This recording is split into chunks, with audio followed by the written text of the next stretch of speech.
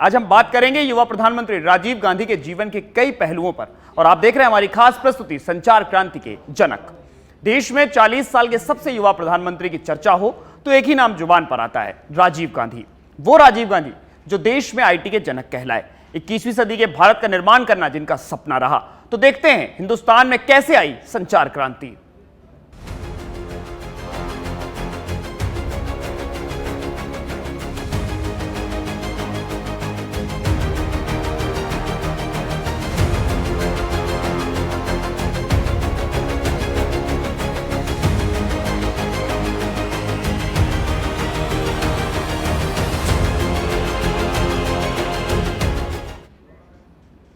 संचार क्रांति के जनक राजीव गांधी का जन्म 20 अगस्त 1944 को हुआ। राजीव गांधी ने पायलट बनकर नौकरी की, देश के प्रधानमंत्री भी बने। तो आज हम आपको रूबरू कराते हैं दिवंगत राजीव गांधी की जयंती के दिन उनकी जिंदगी से जुड़े अहम पहलुओं से।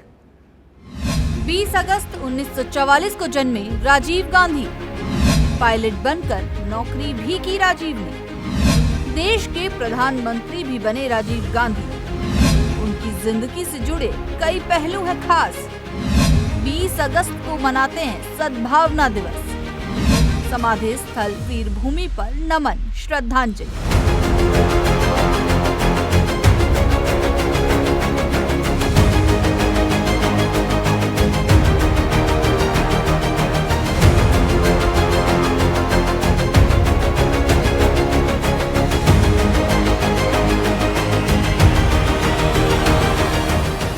20 अगस्त 1944 को राजीव गांधी का जन्म तब की बम्बई और आज की मुंबई में हुआ। जब देश को आजादी मिली उस समय वे महज 3 साल के थे।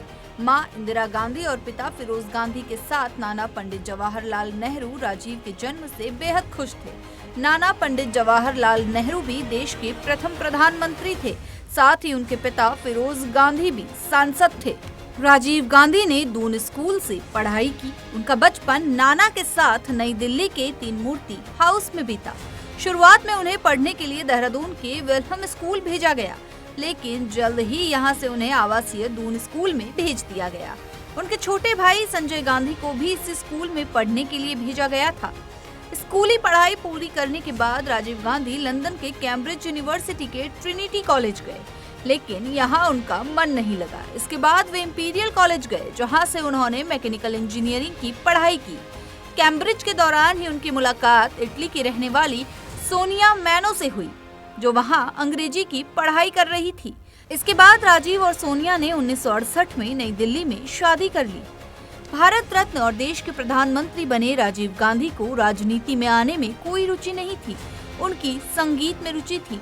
बताते हैं कि राजीव को शास्त्रीय संगीत और आधुनिक संगीत पसंद था। इसके अलावा फोटोग्राफी, रेडियो सुनने और विमान उड़ाने का भी उन्हें शौक था।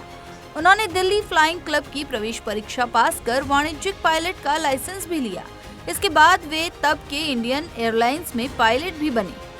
1980 में एक विमान दुर्घटना में अपने भाई संजय गांधी की मौत के बाद राजीव गांधी ने न चाहते हुए भी राजनीति में प्रवेश किया।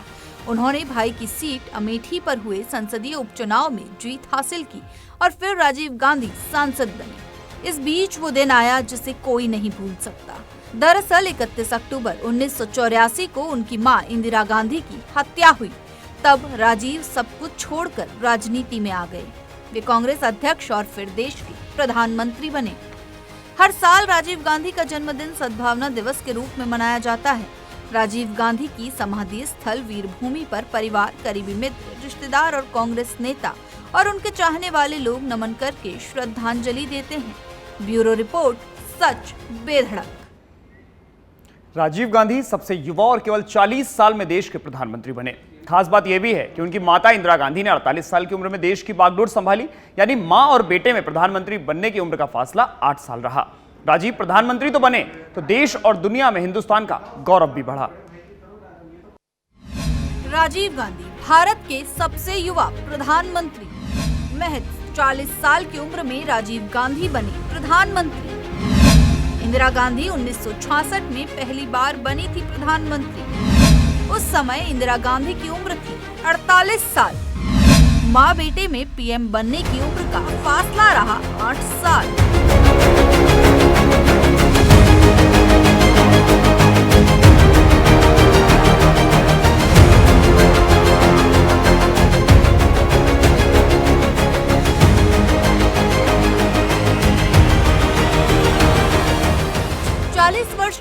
में प्रधानमंत्री बनने वाले राजीव गांधी भारत के सबसे कम उम्र के पीएम थे।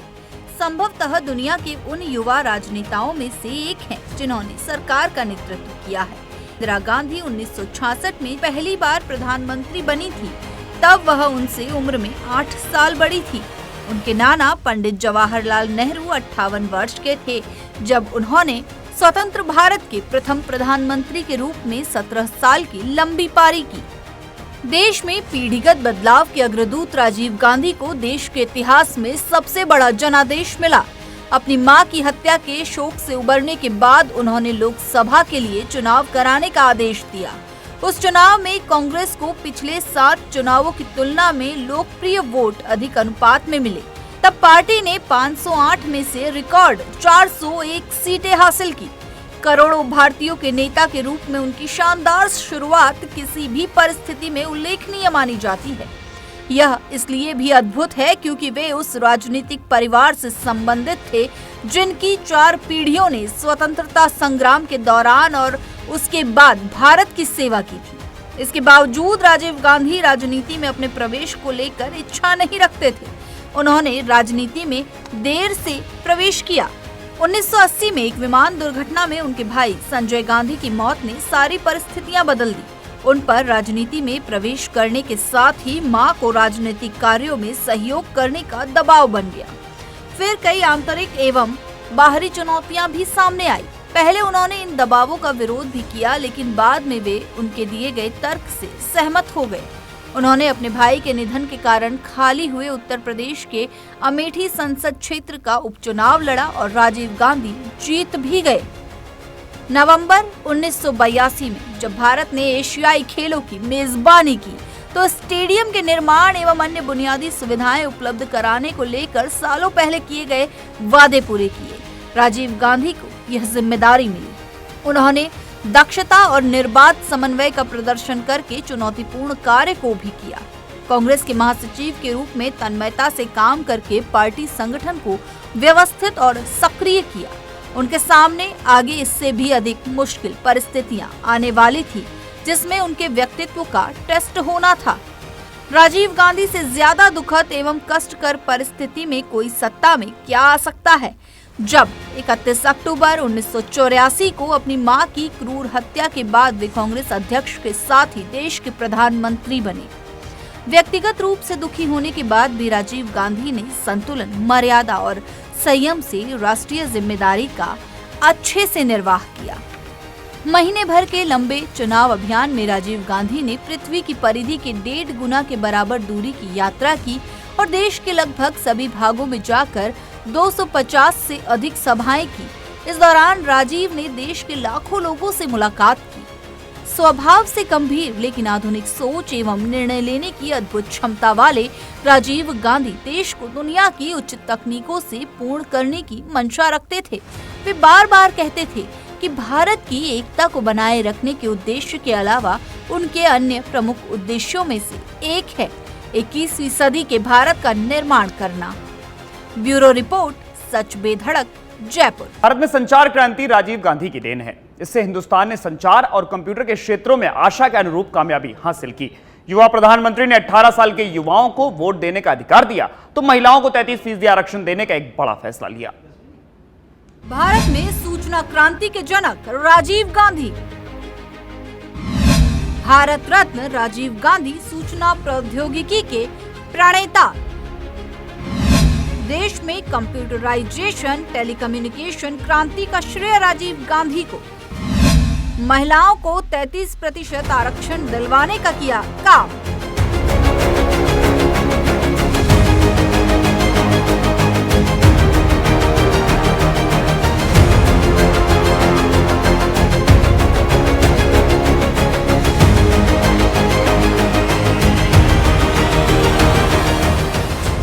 पूर्व प्रधानमंत्री राजीव गांधी सच्चे देशभक्त थे। उन्होंने प्रधानमंत्री रहते हुए देश को प्रगति के पथ पर अग्रसर किया और अपनी दूरदर्शी सोच से देश के सशक्तिकरण के लिए कई कदम उठाए। राजीव गांधी के कार्यकाल में वोट डालने की उम्र 21 साल थी। ऐसे में राजीव ने उनको मत देने का अधिकार दिया और युवाओं को 18 साल की उम्र में वोट देने का अधिकार देकर देश के प्रति जिम्मेदार व सशक्त बनाने की पहल की। उनके इस फैसले से उस वक्त 5 करोड़ नए युवा वोटर्स बने और बढ़ चढ़कर वोट भी डाले गए। हालांकि तब राजीव गांधी के इस फैसले का बहुत विरोध हुआ, लेकिन आज की बात करें तो उनका ये फैसला सही लगता है, क्योंकि 18 साल की उम्र के भारतीय नागरिक को अपना नेता चुनने की आजादी है। यही कारण है कि आज कई युवा राजनीति में आकर देश सेवा में जुटे हैं। राजीव गांधी ने ईवीएम मशीन को चुनाव में शामिल करने के लिए कई कदम उठाए। उनका मानना था कि ऐसा करने से चुनाव प्रक्रिया में सुधार होगा और बैलेट पेपर में होने वाली धांधली को रोका जा सकेगा। उनके इस सुझाव को अमल में लाया गया और उसे धरातल पर भी लेकर आए। राजीव गांधी को भारत में कंप्यूटर और दूरसंचार क्रांति लाने का श्रेय मिला है। इस कारण उनको आई के जनक, प्रणेता और अग्रदूत भी कहा जाता है। ग्रामीण और शहरी वर्गों में नवोदय विद्यालय की नींव राजीव गांधी ने ही रखी थी। पूर्व प्रधानमंत्री राजीव गांधी ने ही राष्ट्रीय शिक्षा नीति की घोषणा की थी। राजीव गांधी ने पंचायती राज का सुदृढ़ीकरण किया। राजीव गांधी का मानना था कि देश के गांवों की उन्नति देश की उन्नति है। उन्होंने गांव को सशक्त बनाने के लिए कई कदम उठाए। पंचायती राज का कदम भी इसका ही एक फैसला था। उन्होंने पूरे देश में ग्राम सरकार की अवधारणा लागू की और संविधान में संशोधन करके ग्राम पंचायतों को सशक्त किया। उन्होंने गांव की आबादी को अपना फैसला खुद करने की स्वतंत्रता दी। युवा पीएम कहते थे कि जब ग्राम पंचायतों को सत्ता में वह दर्जा मिलेगा जो संसद और विधानसभा का है, तो लोकतंत्र में गाँवों की भागीदारी बढ़ेगी। साल 1985 में पंचायती राज अधिनियम के जरिए राजीव गांधी सरकार ने पंचायतों को वित्तीय और राजनीतिक अधिकार दिए। दूसरी ओर राजीव गांधी ने महिला सशक्तिकरण की ओर बेहतर कदम उठाए। महिलाओं के उत्थान के क्रम में युवा पीएम ने महिलाओं को 33% आरक्षण दिलवाने का कार्य किया। इसके अलावा राजीव गांधी ने कई बड़े फैसले लिए जिन्होंने आम आदमी की जिंदगी ही बदल दी। आईटी के अग्रदूत राजीव गांधी किसानों के भी हितैषी रहे। वे कहते रहे कि यदि किसान कमजोर होता है तो देश आत्मनिर्भरता खो देता है, लेकिन अगर किसान मजबूत है तो देश की स्वतंत्रता भी मजबूत हो जाती है। ऐसे में आज फिर से राजीव गांधी के सिद्धांतों पर देश को आगे बढ़ाने की जरूरत है। सही मायने में मिस्टर क्लीन के नाम से चर्चित राजीव गांधी का जीवन जनहित के फैसलों के नाम रहा और उनकी देन से हिंदुस्तान का तिरंगा देश और दुनिया में लहरा रहा है। भारत की शान और गौरव में हर रोज 4 चांद लग रहे हैं। ब्यूरो रिपोर्ट, सच बेधड़क, जयपुर। एयर इंडिया के इतिहास का एक पन्ना ऐसा भी है जब उसके कॉकपिट को देश का एक पूर्व प्रधानमंत्री संभाला करते थे। पायलट बनने का उनका शौक था। ऐसा कि राजीव को रोजमर्रा की जिंदगी की आजादी का एहसास होता था। लेकिन किस्मत का खेल ऐसा कि जीवन की आजादी चाहने वाले राजीव ने आजाद भारत में युवा प्रधानमंत्री के रूप में देश की दशा और दिशा तय की। एयर इंडिया में पायलट थे भारत के एक प्रधानमंत्री। तब 5,000 रुपए थी पायलट राजीव गांधी की सैलरी। उन्होंने कहा था कि उड़ान भरने में उन्हें आनंद मिलता है। ये उन्हें उनकी रोजमर्रा की जिंदगी से आजादी देता है।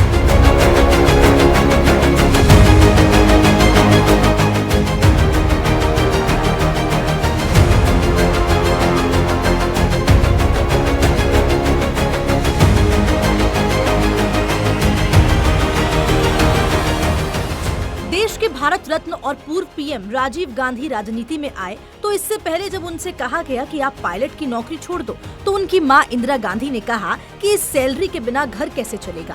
लेकिन पायलट बनना उनका शौक था, इसे उन्होंने बचपन से देखा था। यही कारण है कि देश के एक पूर्व प्रधानमंत्री ऐसे भी थे जिन्होंने एयर इंडिया में बाकायदा पायलट की नौकरी की। माता इंदिरा गांधी के निधन के कारण उनका ये शौक आगे साथ नहीं रहा और उनको देश की बागडोर संभालनी पड़ी। इससे पहले देश के अलग अलग प्रधानमंत्री ने एयर इंडिया के इतिहास को अपनी अपनी तरह से बदला है। जवाहरलाल नेहरू ने जहां इसे प्राइवेट से सरकारी कंपनी बनाया, तो प्रधानमंत्री नरेंद्र मोदी ने इसे एक बार फिर टाटा समूह को सौंपा। इंदिरा गांधी, मोरारजी देसाई और मनमोहन सिंह सभी ने एयर इंडिया के इतिहास में नए पन्ने जोड़ दिए। नेहरू गांधी परिवार से देश के आखिरी प्रधानमंत्री राजीव गांधी राजनीति में आने से पहले पायलट थे। देहरादून से स्कूल खत्म करने के बाद राजीव कैम्ब्रिज के ट्रिनिटी कॉलेज में इंजीनियरिंग की पढ़ाई करने विदेश गए, लेकिन वहां उनका मन पढ़ाई में नहीं लगा। दिल्ली वापस आकर उन्होंने दिल्ली फ्लाइंग क्लब से पायलट बनने की ट्रेनिंग ली और बाद में उन्हें एयर इंडिया में नौकरी मिल गई। राजीव गांधी को तब के इंडियन एयरलाइंस और अब के एयर इंडिया ने डोमेस्टिक रूट पर पायलट के तौर पर नौकरी दी थी। वे अधिकतर दिल्ली जयपुर रूट पर उड़ान भरते थे। तब राजीव गांधी की सैलरी 5,000 रुपए महीना थी। उस समय उनकी मां इंदिरा गांधी देश की प्रधानमंत्री थी, लेकिन फिर भी राजीव गांधी को पायलट की नौकरी पसंद थी। एक टीवी इंटरव्यू में उन्होंने कहा भी था कि उड़ान भरने में उन्हें आनंद मिलता है और ये उन्हें उनकी रोजमर्रा की जिंदगी से आजादी देता है। It's a combination of a man and a machine working together very closely, having a very accurate control over the machine, especially on approaches and landings. It has to be very, very precise to be good. And it makes you feel good when you do it well. At the same time, it requires a tremendous amount of discipline, because if you go out of discipline, it's very unforgiving. It doesn't let you get away with indiscipline or with mistakes.